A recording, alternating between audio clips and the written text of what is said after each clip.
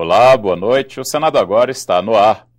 A Comissão de Orçamento se reúne daqui a pouco, às 8 da noite, para votar o projeto que altera a Lei de Diretrizes Orçamentárias deste ano. A mudança torna mais flexível a meta fiscal para o pagamento da dívida pública.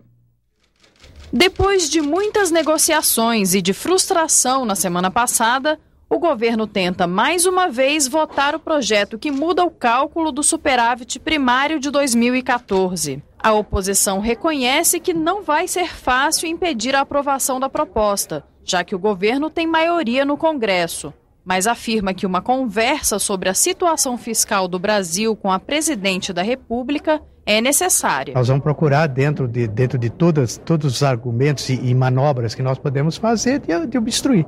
Nós vamos partir para obstruir realmente essa sessão, se não tiver uma conversa prévia. Para a base aliada, essas alterações na lei de diretrizes orçamentárias são comuns. E o país não está deixando de cumprir os objetivos fiscais. É até irresponsabilidade não querer considerar que o governo desonerou quase 100 bilhões. Quase 100 bilhões. Isso tem que entrar numa conta. Foi uma economia que o governo deixou. O governo deixou de arrecadar para ajudar na geração de emprego. Está muito baixo o nível da comissão mista de orçamento. Nós deveríamos estar debatendo porque o mundo vive uma situação delicada e difícil. Os países do G20, apenas 3 tiveram superávit. A intenção dos governistas ao marcarem esta reunião para uma segunda-feira à noite é a expectativa de que o projeto seja aprovado o quanto antes e já entre na pauta do Congresso. Deputados e senadores têm sessão marcada para as 3 da tarde desta terça-feira. Caso não haja votação na Comissão de Orçamento hoje, a base do governo terá mais uma chance de aprovar a matéria. É que a CMO volta a se reunir amanhã às 10 horas da manhã. Se for aprovada na Comissão de Orçamento, a mudança na LDO tem que ser votada no plenário do Congresso por senadores e deputados. A reunião já está marcada para as 3 da tarde desta terça-feira. Entre os vetos que devem ser apreciados, o mais polêmico é o que rejeitou integralmente as novas regras de criação de municípios, aprovadas em agosto deste ano. Mesmo com toda uma articulação entre congressistas e o executivo, o projeto, que era uma segunda tentativa de acordo sobre o tema, foi vetado pela presidente. Oposição e base defendem a derrubada deste veto. Deveremos votar pela manutenção do projeto que foi aprovado aqui no Congresso Nacional e o outro que diz respeito à mini-reforma política, que também foi aprovado aqui. E os demais, há um entendimento que nós deveremos mantê-los. Então, isso facilita o processo de discussão e votação. O plenário do Senado pode concluir nesta semana a votação do projeto que disciplina o uso de armas não letais pelos agentes de segurança pública.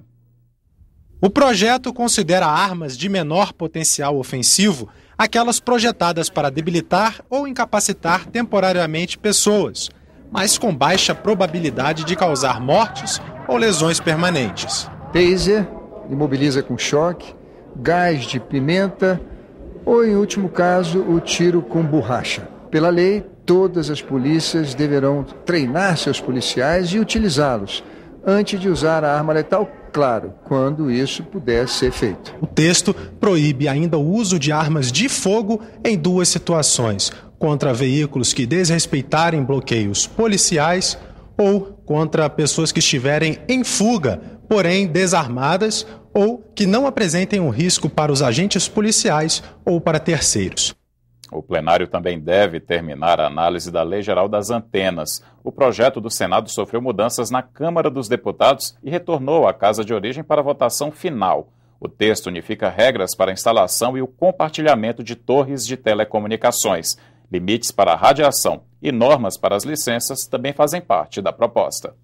O líder do PT no Senado se defendeu hoje na tribuna da acusação de ter recebido dinheiro irregular da Petrobras para fazer campanha política. Segundo a reportagem publicada no domingo pelo jornal O Estado de São Paulo, o ex-diretor de abastecimento da Petrobras, Paulo Roberto Costa, disse no depoimento de delação premiada que o senador Humberto Costa recebeu R$1 milhão do esquema de corrupção na estatal para a campanha de 2010. O dinheiro teria sido solicitado pelo empresário Mário Beltrão, amigo do líder do PT no Senado. e teria saído da cota de propina destinada ao Partido Progressista. No mesmo dia, o senador emitiu nota negando as acusações. No texto, ele afirma que todas as doações de campanha foram legais e aprovadas pela Justiça Eleitoral e coloca o próprio sigilo bancário, fiscal e telefônico à disposição do Supremo, do Ministério Público e da CPI da Petrobras. Nesta segunda-feira, o líder do PT subiu à tribuna do plenário para se defender. Conheci o senhor Paulo Roberto em 2004 e minha relação com ele se deu no campo institucional, no processo de implantação da refinaria de petróleo em Pernambuco, do qual participei, assim como vários políticos, empresários e representantes de outros segmentos da sociedade pernambucana o fizeram. Conheço e sou amigo de infância do senhor Mário Beltrão, porém, em nenhum momento pedi a ele, e ele muito menos exerceu o papel de solicitar recursos ao senhor Paulo Roberto para a campanha ao Senado de 2010. Aos jornalistas, o senador Humberto Costa argumentou que a denúncia foi publicada sem provas e que estuda tomar medidas judiciais. Eu tenho que saber se o depoimento existe, se aquilo que foi dito é verdadeiro. Quando isso vier a público, eu vou analisar. O que ocorre é que nesse processo da delação premiada, infelizmente, só quem tem acesso às informações do que aconteceu é um pedaço da imprensa. Porque esse sigilo que está colocado aí, ele só vale para alguns. As próprias pessoas que estão sendo acusadas, vilipendiadas, não têm acesso a essa delação premiada para que possa se manifestar, inclusive tomar decisões legais cabíveis. O vice-presidente do Senado, Jorge Viana, que é do PT, cobrou providências do ministro da Justiça contra o que chamou de vazamento seletivo, a publicação sem provas de parte dos depoimentos que incrimina governistas, depoimentos que foram tomados em segredo de justiça. A Polícia Federal tem que tratar isso com mais seriedade. O ministro da Justiça precisa agir. Numa hora dessa, a gente tem que ter um ministro da Justiça forte, que não aceite esse tipo de manipulação de um processo tão importante como esse, que pode ajudar o Brasil a ficar melhor. O empresário Mário Beltrão, citado na reportagem, também se defendeu em nota. Beltrão negou ter pedido contribuição à campanha de Humberto Costa ao Senado. Declarou ter contratos com a Petrobras há 32 anos, mas nenhum vinculado à diretoria da qual Paulo Roberto Costa fez parte. Chegou à CPI mista da Petrobras a autorização judicial para que Paulo Roberto Costa se apresente aos parlamentares. Ele está em prisão domiciliar depois de ter feito acordo de delação premiada com a Justiça. Na CPI, o ex-diretor de abastecimento da Petrobras vai ficar frente a frente com outro executivo demitido da empresa. É Nestor Cerveró, que respondia pela área internacional quando a refinaria de Pasadena, nos Estados Unidos, foi comprada. A TV Senado será a primeira emissora de televisão do mundo a disponibilizar multiprogramação ao vivo no YouTube.